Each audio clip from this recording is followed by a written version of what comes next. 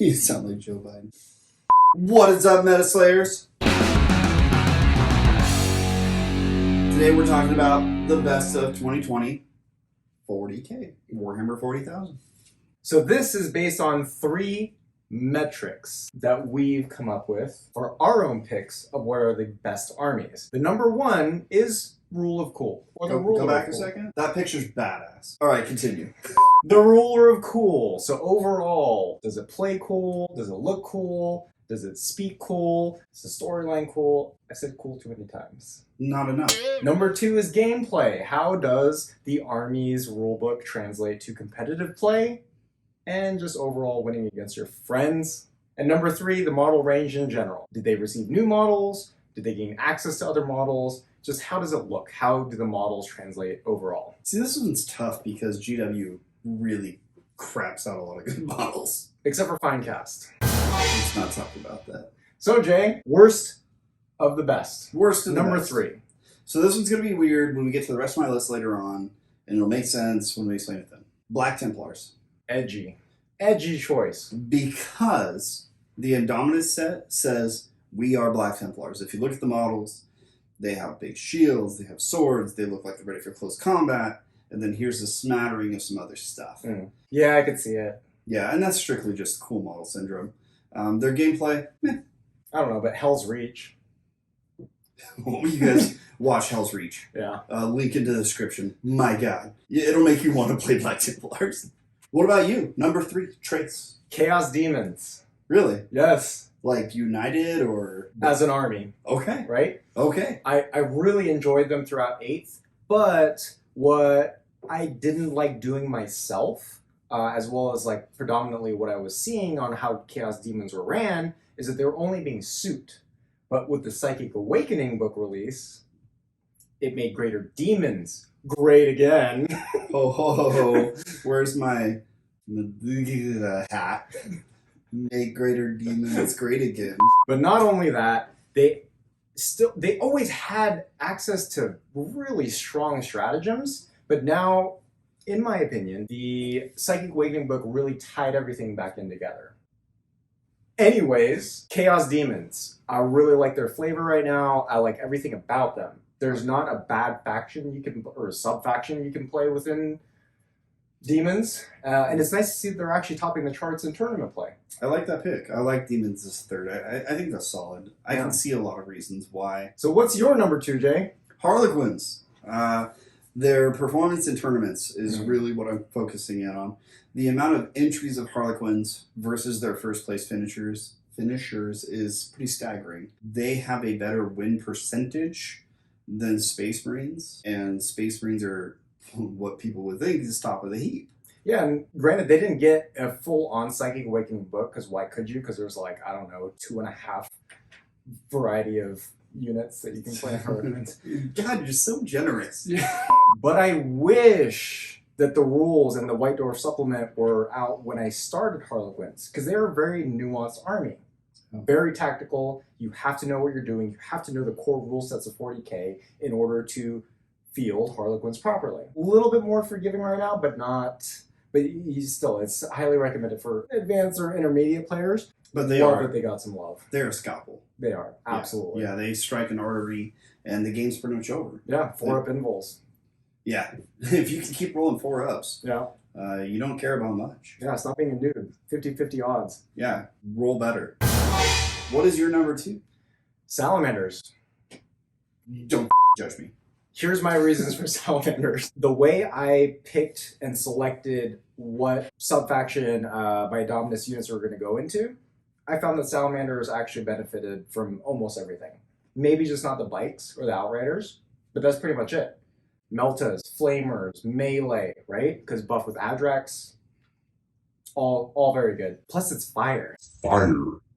Want to know what my number 1 is? Yes! It's Chapter Marines. Everything that's not Black Templars. Like you just pointed out with Salamanders. Chapter Marines, Codex Marines, they're stupid good. Pick your chapter, kind of push on what's good in it. Hey, I'm playing White Scars. Hey, guess what? Bikes are good. ATVs are good with an Apothecary. Yeah, play it.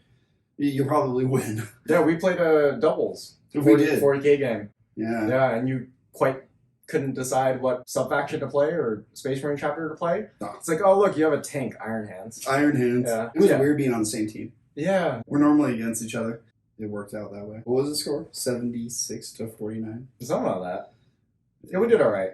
Yeah. Yeah. You took some heavy casualties with your Ultramarines. That's what they do. Meanwhile, Iron Hands, they just kind of stick around, but I didn't have the same impact for kills that he did. So, I like to think that I carried, though. sure. If no models on the table at the end of the game is carrying, then, boy, your back must hurt. New toys they got this year. Mm. Everything. Oh, the bunker! They got the bunker, they got the bikes, they got Indominus. They got a new repulsor. Mm-hmm. They got another new repulsor. Yeah.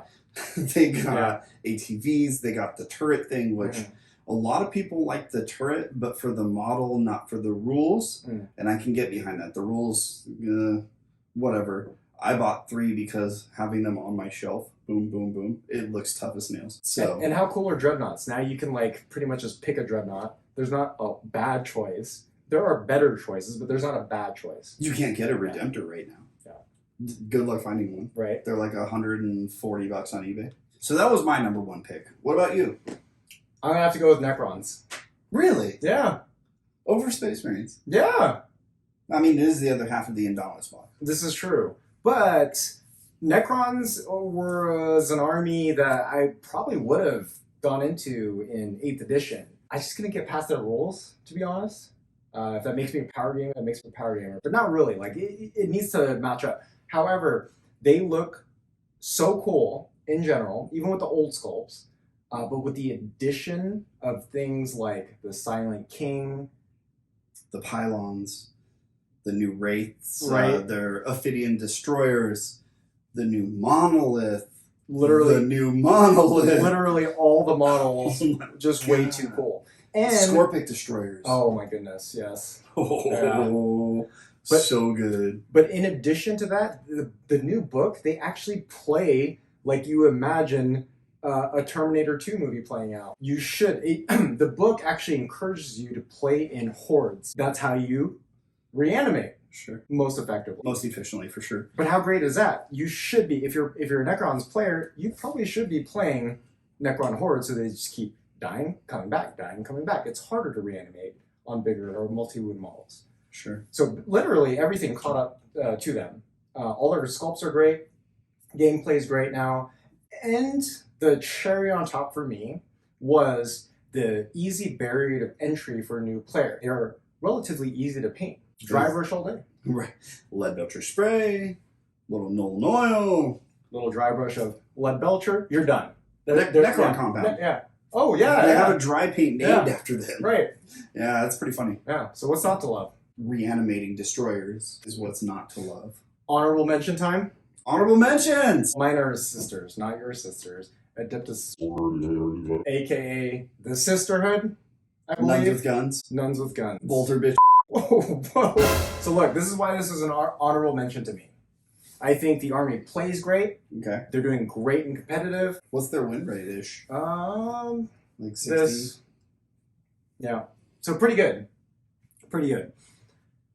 However, why it didn't make my top 3, I just personally don't like the models. Really? Yeah. A lot of people are really into the new plastic Yeah. sculpts. That's not why you. this might be an unpopular opinion. But I think rule set wise, they're amazing. They're Space Marines in power armor with toughness 3, but they feel so much stronger. And arguably, they MSU, Phenomenal. which is a really big deal in 40k 9th edition. Sure. They're so cheap. Like their chaff is so cheap, and you can field so many of them. Do you know much about the Penitent engines, though? I think it might sway a little bit more past an honorable mention. They have a butt ton of attacks. They're a dreadnought, which you like. They come stock with 2 heavy flamers. 2. And they can be taking vehicle squadrons of up to 3. They have a lot going for them, and they're real cheap points-wise. So, little homework for you guys. Look up Penitent engines and tell me what you think down below, because they're my favorite unit of the book as far as rules go. Certainly not aesthetically, but... And that was my whole point. All right, dude, what's your honorable mention? I've avoided it. It's Imperial Knights. Or Chaos Knights. They're interchangeable. Knights. Yeah, Knights. The reason that they're my honorable mention is because They're really, really good at sucking and dying, unless you play against somebody who's not prepared, in which case they cannot win the game. Yeah. I want to love them a lot more.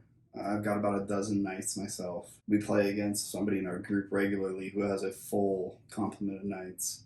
I don't know. What are your thoughts on that? They do pretty well. There's no argument there. And that's a great point. If you're going up against an opponent that's not prepared or familiar with how knights function, you're gonna roll through their list. Oh, just crush them. Right? However, if your opponent is prepared and know exactly how knights play, that's where it's going to be an uphill battle for the knights player. Well, let's take something that just barely made an honorable mention. Mm.